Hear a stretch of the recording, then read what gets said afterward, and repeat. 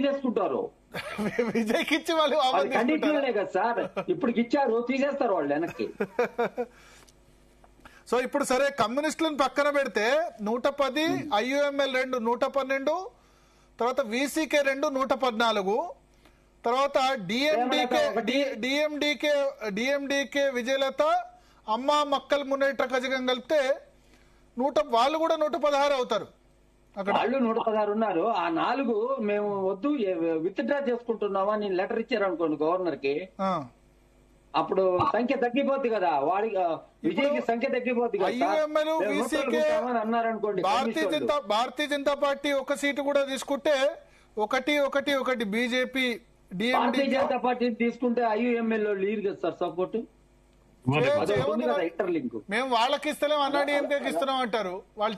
ఇప్పుడు అనౌన్స్ చేశారు కదా, మేము ఇస్తుంది అన్నాడీఎంకేకు భారతీయ జనతా పార్టీకి కాదంటారు. ఇప్పుడు IUML బహిరంగంగా డిక్లేర్ చేసింది మేము సపోర్ట్ చేయబోం విజయ్కి అని. డిఎంకే ఎటుంటే అటుంటామని చెప్పారు. బీజేపీ ఉన్న దగ్గర కూటమికి డిఎంకే కూడా సపోర్ట్ చేయరు. ఎందుకు చేయదంటారు? ఇప్పుడు కాంగ్రెస్ వెళ్ళిపోయిన తర్వాత ఇవాళ లెటర్ రాశారు.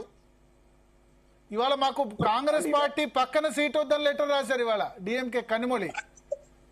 భరత్జీ ప్రాక్టికల్ గా మనకి ఏం కనిపిస్తోందంటే 98 to 2004 DMK is part of Vajpayee government. No అది ఈ రోజు వేరే, ఇప్పుడు వేరే. ఇప్పుడు స్టాలిన్ చాలా క్లియర్ గా చెప్పాడు బీజేపీ ఉన్న కుటుంబంలో ఉండమని చెప్పాడు ఆయన. ఎప్పుడు ఈ 2 రోజుల్లో అయితే ఆ మాట అనలేదు.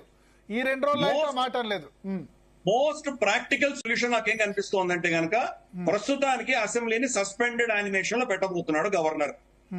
దాన్ని సస్పెన్స్ లో పెట్టేసి మళ్ళీ కూటమిలన్నీ అయ్యి నా దగ్గరికి రండి, ఎవరు ఫామ్ చేయగలరో నా దగ్గరకు వచ్చిన తర్వాత ఆలోచన చేస్తాను అని చెప్పి బహుశా 10 రోజులు ఆయన వదిలేయచ్చు. సస్పెన్షన్ లో పెట్టేయడమే మనకు కనిపిస్తోంది ప్రస్తుతానికి. సస్పెన్షన్ లో పెట్టిన తర్వాత 10 రోజుల తర్వాత కూడా ఇది జరగట్లేదు, హార్స్ ట్రేడింగ్ జరుగుతోంది అన్నటువంటి ఒక సూచన ఏమైనా వస్తే గనక బహుశా గవర్నర్ మళ్ళీ దాన్ని రద్దు చేసి ఫ్రెష్ ఎన్నికల కోసం ఆర్డర్ ఇచ్చినా మనం ఆశ్చర్యపడక్కర్లేదు.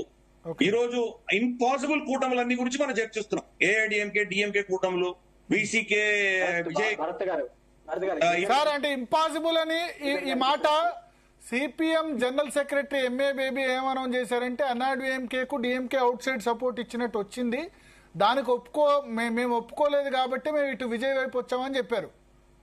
డిఎంకే సపోర్ట్ ఇవ్వదలుచుకుంది అని చెప్పారు. అంటే పాలిటిక్స్ లో it is the art of unbelievable. అది ఏది జరగదో అది జరిగేటువంటిది మనం చూసాం. తెలుగుదేశం కాంగ్రెస్ కలిశారు, కమ్యూనిస్టులు కాంగ్రెస్ కలిశారు, బీజేపీ PDP కలిశారు.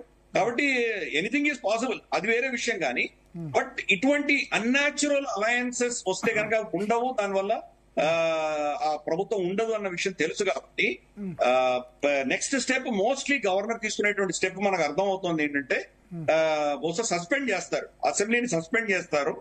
ఈ కూటమి రాజకీయాలు ఇవన్నీ అయ్యి ఆయన దగ్గరికి ఒక స్పష్టమైన 118 నంబర్ వచ్చేంత వరకు బహుశా ఆయన ఎవరిని ఇన్వైట్ చేయరు. ఆయన అది కొంతకాలం వెయిట్ చేసిన తర్వాత సపోజ్ ఎవరు కన్నా 118 తీసుకుని రాలేనటువంటి పరిస్థితి వస్తే బహుశా ఒక 2 వారాలు 3 వారాలు మనకు తెలియదు, 4 రోజుల్లో ఆయన బహుశా ఫ్రెష్ ఎలక్షన్స్ కి ఆర్డర్ ఇచ్చేటువంటి సూచనలు మనకు కనిపిస్తున్నాయి. శాస్త్రి గారు చాలాసేపటి నుంచి వినబట్లేదు. శాస్త్రి గారు చెప్పండి, 2 minutes టైం ఉంది. ఎస్ శాస్త్రి గారు కరెక్ట్ గా కనెక్ట్ అయ్యే సమయంలో ఆయన వినబడలేదు. ఎస్ చెప్పండి శాస్త్రి గారు. హలో చెప్పండి శాస్త్రి గారు. హలో చెప్పండి శాస్త్రి గారు. హలో చక్రవర్తి అండి. చక్రవర్తి గారు చెప్పండి. నిజమైన రాజకీయ చదరంగం అనేది ఇప్పుడు తమిళనాడులో జరుగుతోంది. మనం ఆలోచించవలసిన మాట ఏమిటంటే విజయ్కి మనసులో మాట ఏమిటి అనేది మనం ఎనాలిసిస్ చెయ్యాలి. ఆయనకి తమిళనాడు ప్రజల యొక్క పల్స్ తెలిసింది, వాళ్ళు మార్పు కోరుకుంటున్నారు. కానీ ఓట్లు చేయడం వల్ల నాకు 130, 140 సీట్లు రాలేదనేది ఆయనకు అర్థమైంది. అందుకని ఆయన మనసులో ఒక గేమ్ ఉంది, ఆ గేమ్ లో స్టెప్ ప్రకారం వెళ్తున్నాడు. సంతకాలు లేకుండా వెళ్ళి, తర్వాత కొంతమంది సంతకాలతో వెళ్ళి, అపోజిషన్ సపోర్ట్ చేస్తున్న వాళ్ళ సంతకాలు లేకుండా వెళ్ళి చేసి దీని ద్వారా ఏంటంటే ప్రజల యొక్క సానుభూతి తీసుకుంటున్నాడు. ఎందుకంటే ఒకవేళ వీడికి ఏమన్నా క్లిక్ అయ్యి ఆయన plan A, plan B, plan C అనేది 3 ఉన్నాయి ఆయన దగ్గర. ఒకటి ఎలాగోలాగా తుమ్మితే భర్త గారు చెప్పినట్టు